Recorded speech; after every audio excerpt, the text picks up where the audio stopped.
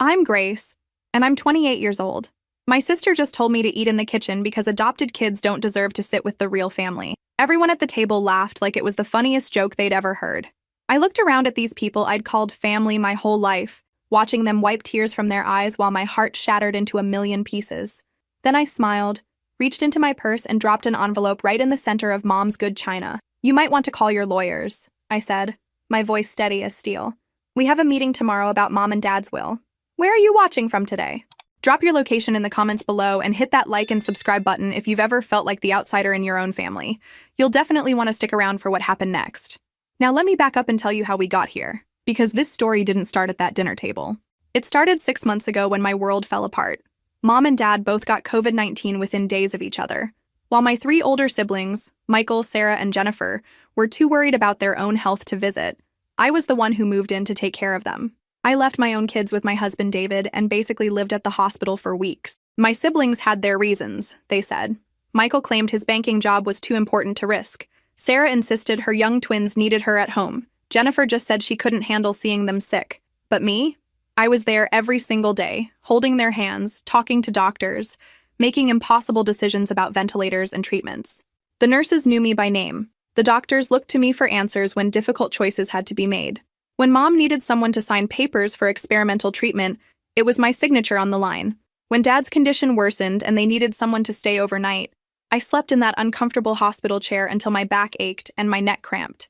While my siblings sent flowers and texts asking for updates, I was living this nightmare in real time, watching 2 people I loved more than life itself slip away despite everything modern medicine could do.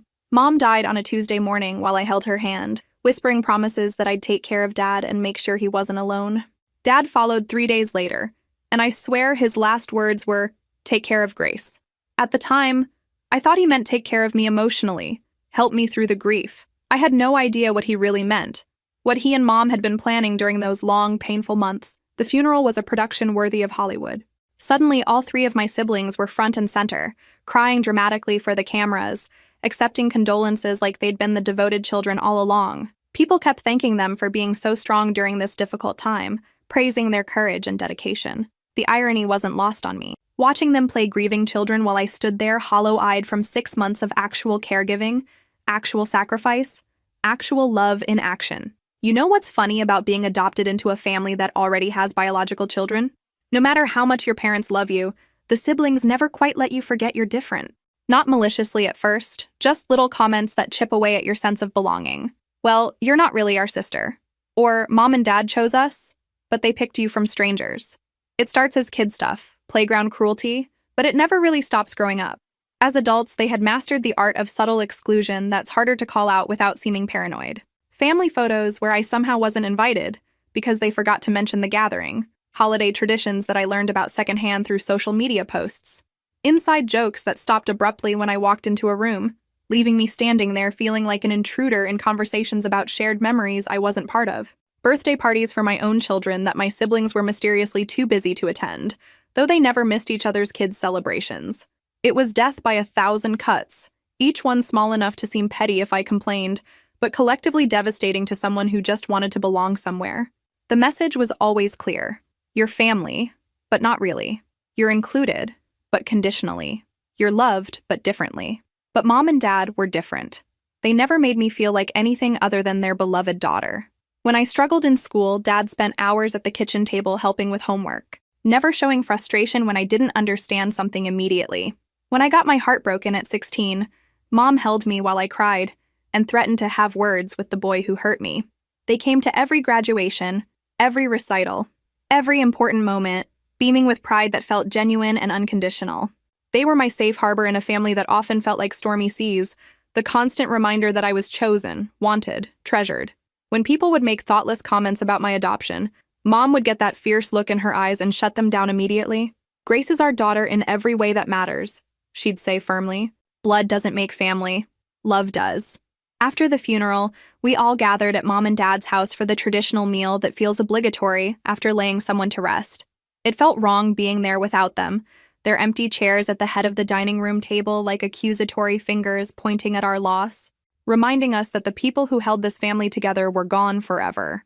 My siblings immediately started discussing what they called practical matters. Selling the house, dividing belongings, closing accounts, handling all the tedious business that death leaves behind. It made my skin crawl how quickly they'd moved from grief to greed, from mourning to money management. "We should get the house appraised soon," Michael said, cutting into his ham like we were discussing weekend plans instead of dismantling our childhood home. "Market's pretty decent right now, and we don't want to miss the opportunity." Sarah nodded enthusiastically, already mentally spending money that wasn't technically hers yet. "And we need to go through Mom's jewelry collection. She has some really valuable pieces that should be professionally appraised. That diamond necklace alone is probably worth thousands." Jennifer was already making lists on her phone with the efficiency of someone who'd been planning this conversation. "I can handle the financial accounts if you want. I'm good with that kind of organizational stuff, and I have experience dealing with banks from my job." I sat there listening to them carve up our parents' lives like a Thanksgiving turkey, feeling sick to my stomach. These people who couldn't be bothered to visit during the worst crisis of Mom and Dad's lives were now eager to claim their inheritance and profit from their deaths. The house I'd cleaned and maintained while caring for them during their illness. The jewelry I'd helped Mom organize when she was too weak to lift the heavy boxes herself. The accounts I'd helped manage when Dad couldn't remember his passwords anymore. The casual way they discussed liquidating everything that had meaning, turning memories into dollar signs, made me realize how differently we viewed family legacy. To them, our parents' belongings were assets to be converted into cash. To me, they were sacred objects that held the essence of two people who'd loved unconditionally. That's when Jennifer made her announcement about the family dinner with that particular smile I recognized from childhood. The one that meant she was about to say something that sounded nice, but had sharp edges hidden underneath. "We should do this properly," she declared, gesturing around the table like she was hosting a board meeting. "A real family meal to honor Mom and Dad's memory. I'll host it at my place next week. We can make it a proper celebration of their lives." Michael and Sarah immediately agreed, talking excitedly about bringing their spouses and kids, making it a multi-generational gathering, turning it into the kind of event that would look good in family photos. When Jennifer looked at me, her smile had that familiar edge I recognized from decades of subtle put-downs. "Grace, you'll come too, of course, though maybe you could handle the cooking? You know how Mom always said you were the best cook in the family, and it would be such a lovely way to honor her memory." The coding was subtle, but unmistakable to anyone who'd grown up navigating these family dynamics. "Come to the family dinner, but know your place. Be the help, not the honored guest. Honored. Contribute your labor, but don't expect equal treatment or recognition." Sarah jumped in with her own helpful suggestion that felt like another small blade. "Oh, that's perfect. And Grace, could you maybe bring some of those dinner rolls Mom loved so much? You know, the ones from that little bakery near your house that she always raved about? It would mean so much to have them there." I should have seen what was coming. The signs were all there like breadcrumbs leading to a trap. The way they huddled together whispering when they thought I wasn't looking. Their phone calls that stopped abruptly when I entered a room. The sudden interest in family dinners that somehow required my labor but not my input or opinions. But I was still grieving, still exhausted from months of intensive caregiving, still desperately wanting to belong to the family I'd never quite fit into despite decades of trying. So I agreed, like I always did when they asked for something. I spent 3 days preparing for that dinner, making Mom's favorite dishes from scratch, buying expensive wine that I couldn't really afford, even getting my hair done because I wanted to look nice for what I thought would be a meaningful family gathering to honor our parents' memory. I showed up at Jennifer's pristine suburban home with my arms full of food and my heart full of hope that maybe, finally, shared grief would bring us together as siblings should be. Maybe losing our parents would remind us what really mattered: each other, family bonds, the love that should transcend petty differences and old resentments. The first hour was actually pleasant, almost like the family gatherings I'd always dreamed of having. We shared stories about Mom and Dad, laughed about their quirks and habits, talked about preserving family traditions and keeping their memory alive. I started to think maybe I'd been paranoid about my siblings' motivations, reading malicious intent where none existed. Maybe they really did want to honor our parents' memory and support each other through this difficult time. I should have known better. I should have trusted my instincts about people who'd spent decades showing me exactly who they were. The shift happened during dessert, just as I was starting to relax and believe this might be genuine. I'd brought Mom's famous apple pie, the recipe she'd taught me when I was 12 and standing on a step stool to reach the counter, her patient hands guiding mine as we crimped the edges together. As I was cutting slices and serving them on Jennifer's good china, she stood up and cleared her throat like she was making an important announcement. The room went quiet, and I felt that familiar sinking sensation in my stomach, the one I'd learned to associate with moments when my siblings were about to remind me of my place in the family hierarchy. Before we finish tonight, we need to talk about something important, Jennifer said, her voice taking on that artificially sweet tone she used when she was about to say something particularly cutting. Have you ever experienced that moment when you know something bad is coming but you're powerless to stop it? That's what I felt as Jennifer smiled, that fake smile she'd perfected over the years, the one that never reached her eyes. Michael and Sarah were watching me with expressions I couldn't quite read, and I realized with a sinking heart that this whole evening had been carefully orchestrated. The pleasant conversation, the shared memories, the temporary warmth, it had all been set up for whatever was coming next. The thing is, Grace, Jennifer continued, setting down her fork with theatrical precision, we've been talking, and we think it's time to address the elephant in the room about Mom and Dad's estate. I felt my stomach drop like an elevator with cut cables, but I kept my expression neutral through years of practice hiding my real feelings from these people. What elephant? I asked, though I was already starting to understand where this conversation was heading and why they'd wanted me to cook and serve before they got to the real purpose of this gathering. Michael leaned forward, putting on his professional banker voice, the one he used when he wanted to sound authoritative and reasonable while delivering bad news. Look, we all know Mom and Dad loved you, Grace. Nobody's questioning that. But legally speaking, inheritance usually goes to biological children, unless there are very specific provisions stating otherwise. It's just how these things work in most families. Sarah nodded sympathetically, as if she was delivering sad but necessary news that she had no control over, like reporting a natural disaster or explaining why someone couldn't qualify for a loan. We're not trying to cut you out completely, Grace. We would never do that to you. But the house, the investments, the life insurance policies, we're talking about substantial money here. It should probably stay in the bloodline, you know? It's what makes sense from a legal and practical standpoint. I blinked slowly, processing what they were actually saying to me. These people who'd barely visited our dying parents, who'd been too busy or too scared or too important to help during the worst crisis of our family's life, were now sitting here suggesting I didn't deserve to inherit equally because I wasn't biologically related to the people who'd raised me. The audacity was breathtaking, but somehow not surprising. Mom and Dad never differentiated between their biological and adopted children, I said carefully, keeping my voice level despite the rage building in my chest. They always treated us exactly the same when it came to love, expectations, and family belonging. Jennifer waved her hand dismissively, like she was brushing away a naive child's fantasy. Oh, Grace, you know that's just something parents say to be nice and make everyone feel included. When it comes to real money, serious wealth, people think differently about bloodlines and inheritance. It's natural. Besides, you're married to David. You have his income and support. We're all they really had for financial security. The logic was so twisted it took me a moment to untangle the layers of manipulation. Because I was married, I needed the inheritance less. Because they'd emotionally abandoned our parents during their final illness, they somehow deserved more financial reward. Because I'd found love and partnership outside this toxic family dynamic, I should be grateful for scraps. Plus, Sarah added with that particular tone of faux concern I remembered from childhood, you've been handling their affairs lately, managing their care and finances. We just want to make sure everything's been done properly and legally. No offense, but you're not exactly experienced with estate planning and complex financial management. We want to protect everyone's interests. The implication hung in the air like poison gas.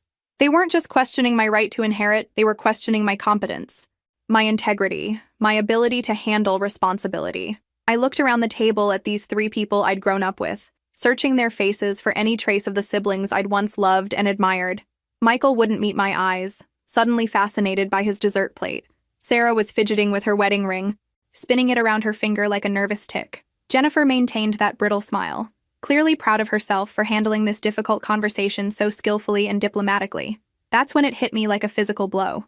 This wasn't a spontaneous discussion born from legitimate concern. They'd planned this entire evening, coordinated their arguments, chosen the setting carefully, decided who would say what and when. The family dinner wasn't about honoring Mom and Dad's memory or supporting each other through grief. It was an ambush designed to pressure me into voluntarily giving up my inheritance before the will was officially read. They'd figured if they presented a united front and made me feel guilty enough about being adopted, if they questioned my competence loudly enough and made me feel like an outsider convincingly enough, I'd just step aside gracefully and let the real children inherit what they believed they deserved by virtue of sharing DNA with our parents. I stood up slowly, my chair scraping against Jennifer's polished hardwood floor, with a sound that seemed unnaturally loud in the suddenly tense room. Well, I said, my voice surprisingly steady considering the emotional earthquake happening inside my chest.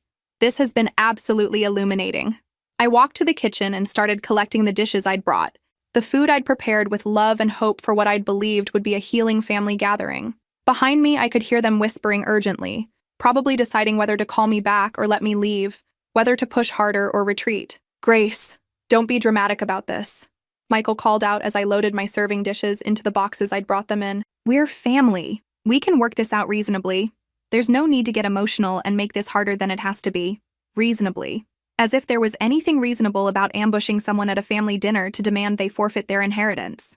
As if there was anything reasonable about questioning someone's worth based on the circumstances of their birth. I turned around to face them one final time, my hands full of the pie plates that had held Mom's recipe, the dessert that had been made with memories of her patient teaching and unconditional love. "You know what I think is reasonable?" I asked, looking each of them in the eye.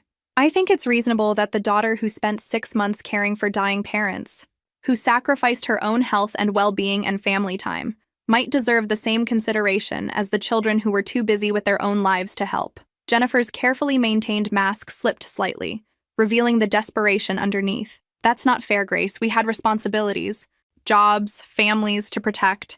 We couldn't just drop everything like you did. Not everyone has that luxury." "So did I cut her off sharply. "I had a job, a husband, children who needed their mother, but I chose to prioritize Mom and Dad because that's what family does. Or at least, that's what I thought family does." I picked up my purse and reached inside for the envelope I'd been carrying for 3 weeks. The will reading was scheduled for 10 o'clock the next morning at Henderson & Associates, the law firm that had handled my parents' affairs for over 20 years. I arrived 15 minutes early, wearing my best black suit and carrying a leather portfolio that David had given me for my birthday. Inside that portfolio was the letter from my parents, along with copies of every document I'd handled during their final months. Medical bills, insurance claims, financial statements, powers of attorney. I wasn't taking any chances with this family. My siblings were already there when I walked into the conference room, huddled together like they were planning military strategy or coordinating their legal assault on whatever my parents had decided. Michael had brought his wife Linda, a sharp-eyed woman who worked in corporate law and had the predatory instincts of someone who made her living, finding loopholes and exploiting weaknesses. Sarah was flanked by her husband Tom, who ran his own accounting firm and presumably understood complex financial arrangements. Jennifer sat alone, but she'd clearly been crying, her makeup slightly smudged despite obvious attempts at repair. The family lawyer, George Henderson, was a grandfatherly man in his 70s who'd known our parents since before I was adopted. He greeted me with genuine warmth, shaking my hand firmly and expressing his condolences with the kind of sincerity that comes from decades of helping families navigate loss. "Grace, your parents spoke of you often, especially during these last few months. They were so proud of how you cared for them, how you sacrificed your own comfort to make sure they weren't alone." I noticed my siblings exchange meaningful glances at his words. They were probably wondering if he knew about the letter I'd shown them, if he'd been part of whatever plan my parents had made, if the battle they were preparing to fight was already lost before it began. George took his seat at the head of the long mahogany table and opened a thick folder filled with legal documents that would determine our family's future. "Before we begin with the formal reading, I want to address something that might prevent confusion later." He looked directly at Michael, Sarah, and Jennifer with the kind of steady gaze that came from delivering difficult news to families for decades. "Yesterday, Grace showed me a letter your parents had asked me to give her after the funeral. I assume she shared its contents with you?" Michael cleared his throat with the authority of someone accustomed to taking charge of conversations. "We've heard her version of events, yes.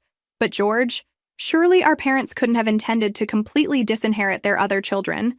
There must be some mistake, some misunderstanding. Maybe they were confused or influenced while they were sick." George's expression didn't change, but something in his eyes hardened slightly, like steel being tempered in fire. "There's no mistake, Michael. Your parents came to me 8 months ago during the height of their illness and made very specific revisions to their will. They were of completely sound mind, and they made these decisions after careful consideration and multiple conversations about their wishes." Sarah leaned forward desperately, her voice taking on the pleading tone of someone watching their dreams slip away. "But George, that doesn't seem like them. They always treated us equally growing up. They never showed favoritism or made any of us feel less important than the others. This seems so out of character for the parents we knew." "Did they?" George asked quietly, his question hanging in the air like a challenge that none of them wanted to answer. "Because from what I observed during my multiple visits to discuss their estate planning, Grace was the only child present for those conversations. She was the one asking questions about their care, making sure their wishes were understood, handling their daily needs while they were dying. The room fell silent except for the distant sound of traffic outside the windows and the subtle hum of the air conditioning system. George opened the will and began reading in his measured, professional voice that had delivered countless family verdicts over the decades. The formal language was complex and filled with legal terminology, but the meaning was crystal clear and devastating to anyone who'd expected equal distribution. Everything. The house worth $300,000, the investment accounts totaling $180,000, the life insurance policies worth another $200,000. All of it went to me. Not a single dollar was designated for Michael, Sarah, or Jennifer. They weren't even mentioned in the document except to explicitly state that they were being excluded from inheritance. But that wasn't even the most shocking part of this legal earthquake. As George continued reading through the documents, I learned about accounts and assets I didn't know existed. A savings account my parents had been contributing to for 15 years, specifically designated for my children's college education. Stock investments they'd made in my name without telling me. Building wealth quietly while I struggled with everyday expenses. A small vacation fund they'd been growing, apparently planning for family trips we'd never get to take together. The total value of everything they were leaving me was close to $600,000. More money than I'd ever imagined having in my entire lifetime. I sat there in stunned silence, trying to process the magnitude of what my parents had done for me. They hadn't just left me their assets. They'd been secretly building wealth specifically for me and my family for years while watching me struggle financially. Michael was the first to explode with the fury of someone watching their inheritance evaporate. "This is insane," he shouted, jumping up from his chair so fast it rolled backward and hit the wall. "No parent leaves everything to one child unless there's undue influence involved. Grace obviously manipulated them while they were sick and vulnerable." George's voice remained calm, but carried a warning edge that suggested he'd dealt with this kind of accusation before. "I would be very careful about making accusations of undue influence, Michael. Your parents came to me independently, without Grace present, to make these changes. They were very clear about their reasoning and their desires."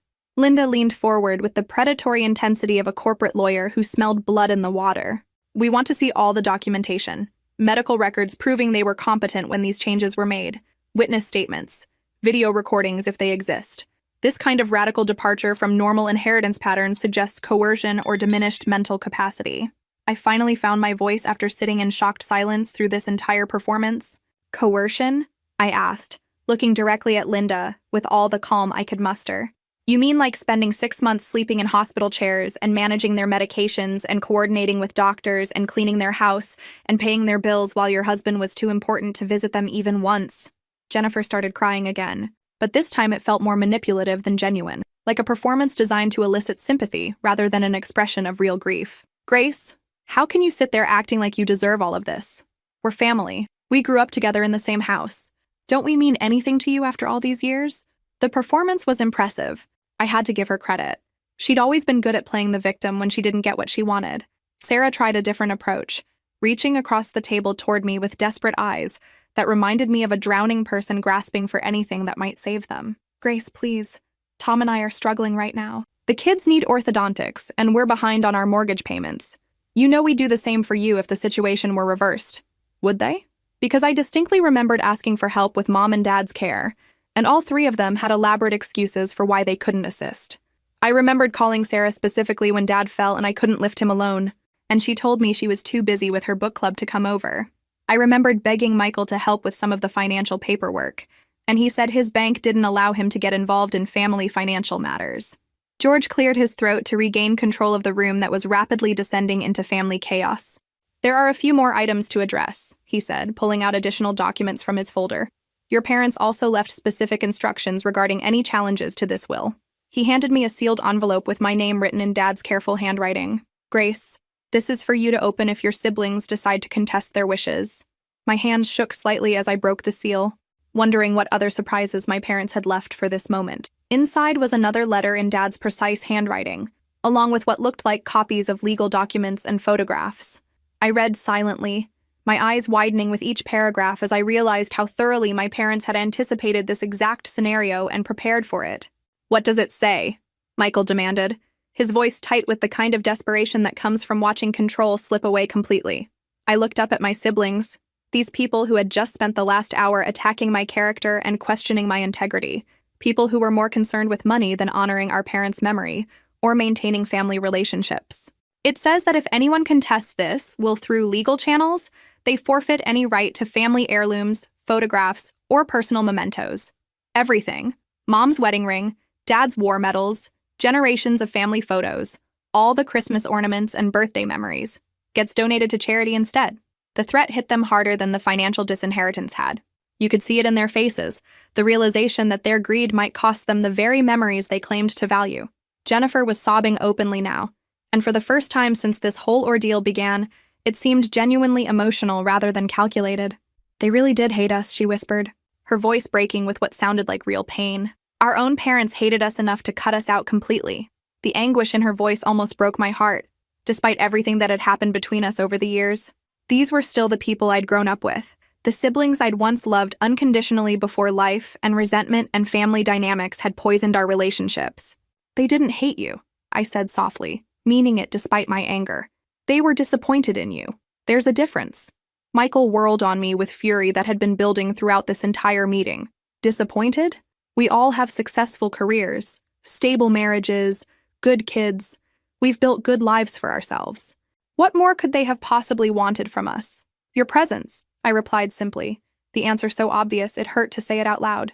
Your time, your care when they needed it most, your phone calls that weren't asking for money or favors, your visits that lasted longer than an hour and weren't scheduled around more important social obligations or business meetings. The truth hung in the air like a toxic cloud that none of them wanted to breathe.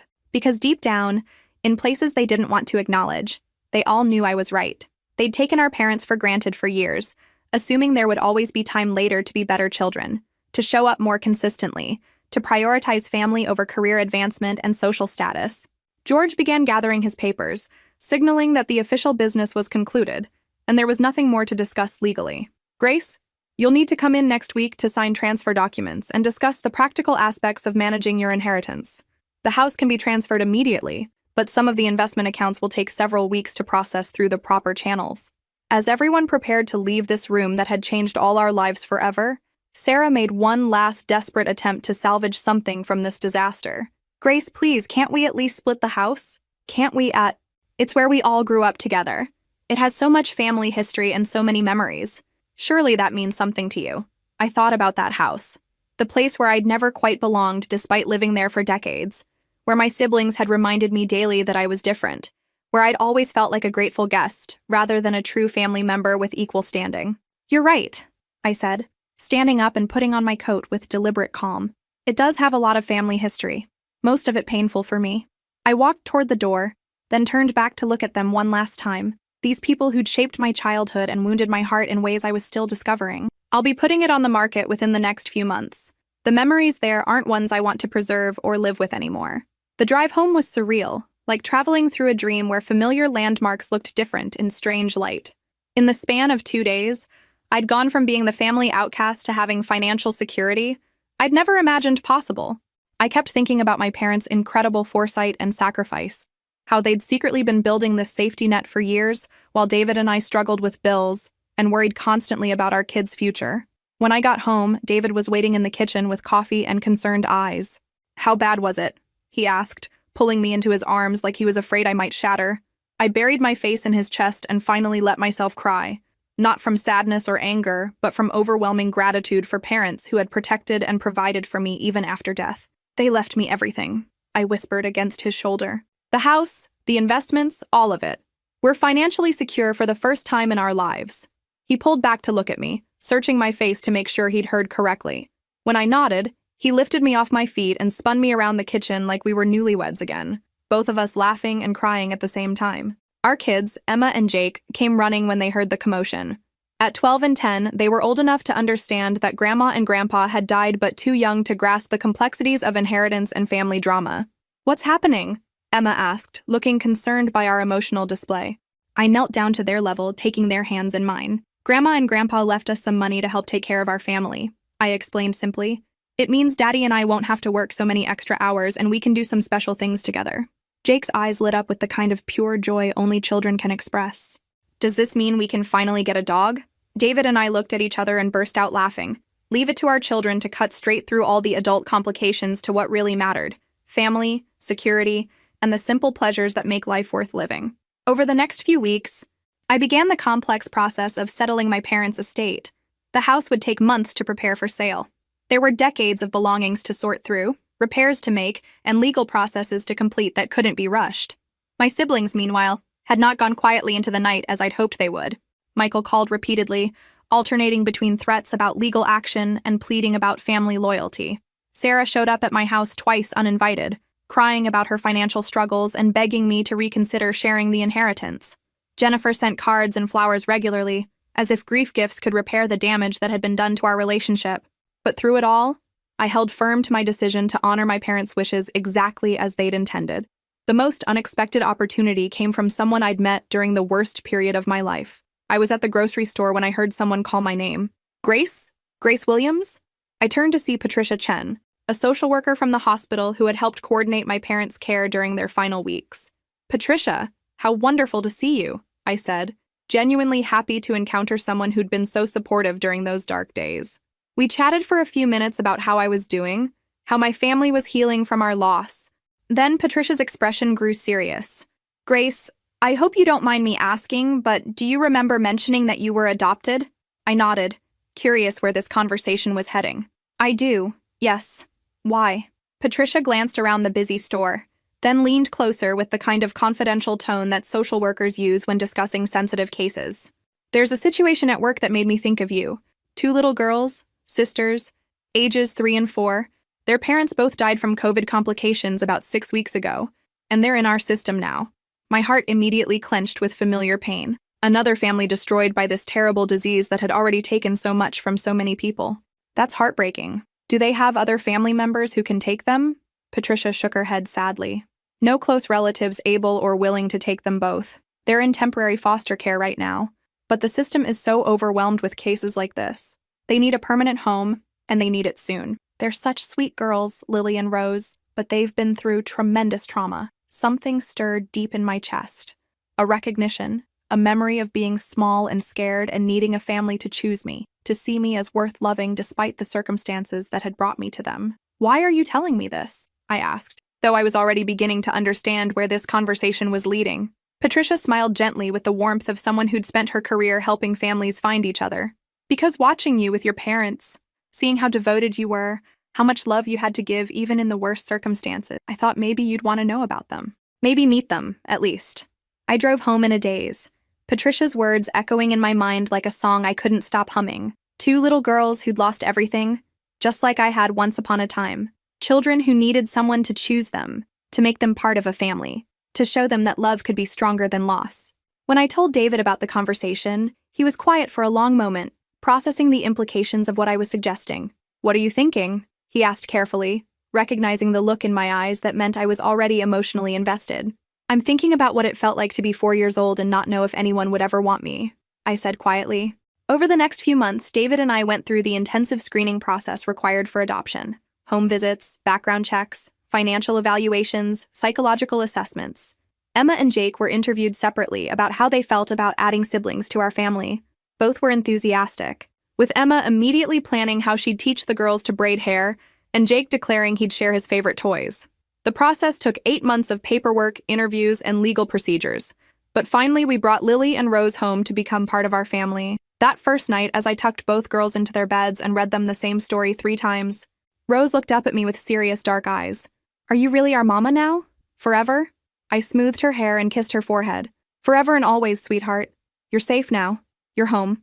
A year later, I was hosting Sunday dinner at our new house with enough bedrooms for everyone and a big backyard where all 4 kids could play safely. As I watched Emma teaching Lily and Rose to make friendship bracelets while Jake helped David grill burgers, I felt complete in a way I'd never experienced before.